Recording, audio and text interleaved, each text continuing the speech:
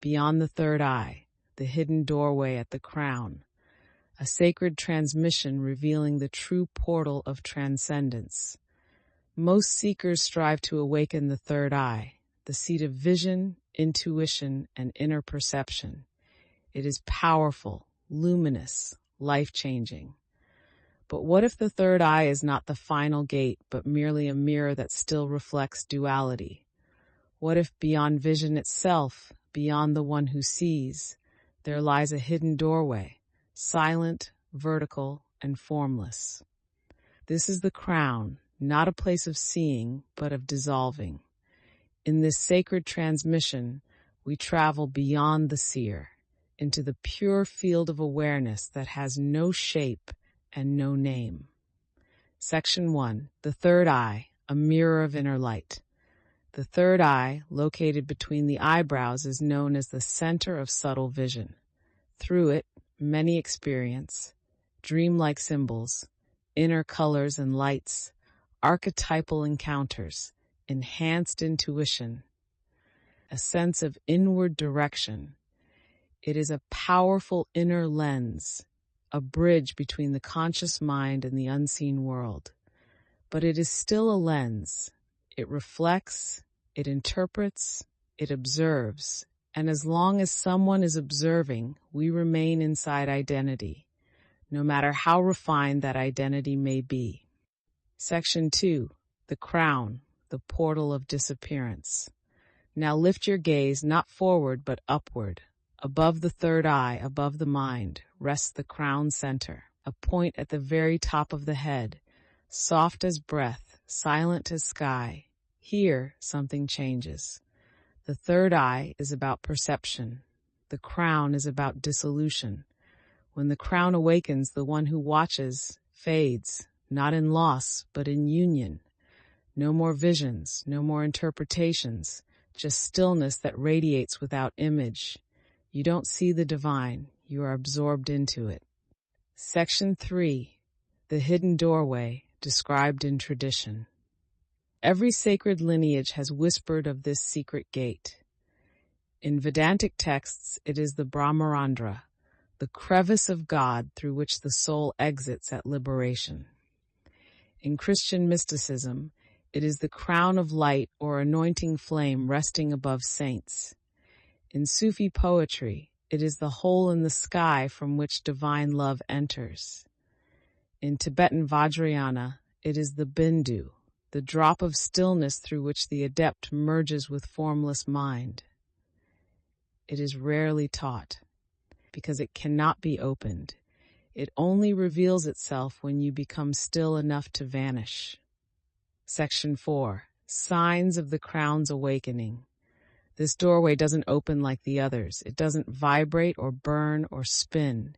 Instead, it unveils itself through a subtle tingling or breathless lightness at the top of the head, a sense of expansion upward into space without end, the soft dissolution of the ho, I thought, an encounter with silence so full it erases effort. Sometimes you feel as though meditation is no longer being done by you. It is simply happening. The doer disappears, the breath disappears, and only awareness remains. Section 5. Practices to approach the crown.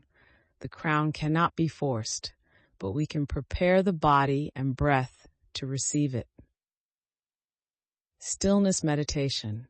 Sit upright. Let the spine lengthen as if it reaches the stars. Bring your attention not to a chakra, but to the space above the head, 1 to 2 inches above the crown. Don't concentrate. Don't visualize. Just rest in that space as if it's holding you. Let breath come and go. Let thought fade. Do nothing. Let the stillness open by itself.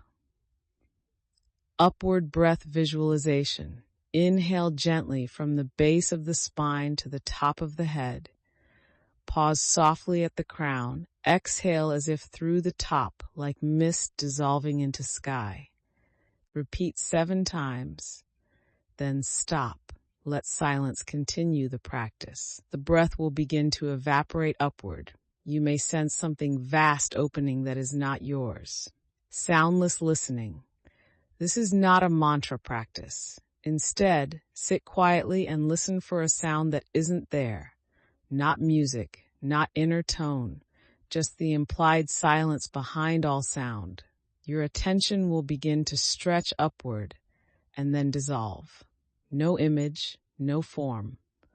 Just presence without center. This is where the crown begins to pulse, not as energy, but as absence. Section 6. Why the mind cannot enter. The third eye can be trained, but the crown cannot be done. It opens only when the sense of doing dissolves. This is why it is often misunderstood. People seek visions, but this gate offers nothing to see. It is the end of striving, not a new level of ability, but the relinquishing of control itself.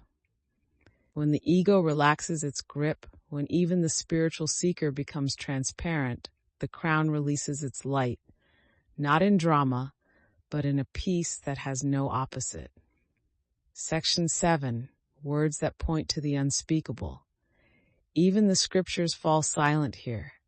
The Upanishads say, where speech returns, along with the mind, unable to grasp it, this is the space they speak of. In the Gita, one who has gone beyond duality abides in me. In Christian mystical writings, I saw nothing but knew I had entered the light beyond knowing. The crown is not for the mind. It is for the source of mind. And when you rest in it, you find you never left. Section 8. The journey from seer to silence. So many begin the path wanting to see visions, beings, energies, symbols, and these come, they are real, they are sacred.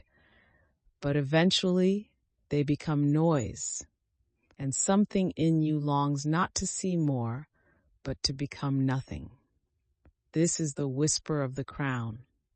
Final transmission. Beyond the third eye lies a field of stillness, a light with no image, a silence with no center.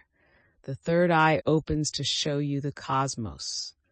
The crown opens to show you the one who has no name. This is not about more insight. It is about the end of the seer.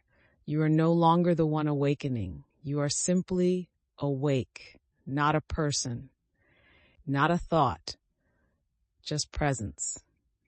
Open your crown by releasing all effort. Let go of seeking and be absorbed into what always was. If something wordless stirred within you as you listened, sit with it, not to act, not to understand, but to let it open you. In our next sacred transmission, we explore manas, buddhi, and ahamkara, how the mind is constructed. Because only by understanding the mind's inner architecture can we see through its illusions and walk freely beyond them. Until then, rest not in the eyes, but in the sky behind them. Let the crown receive you.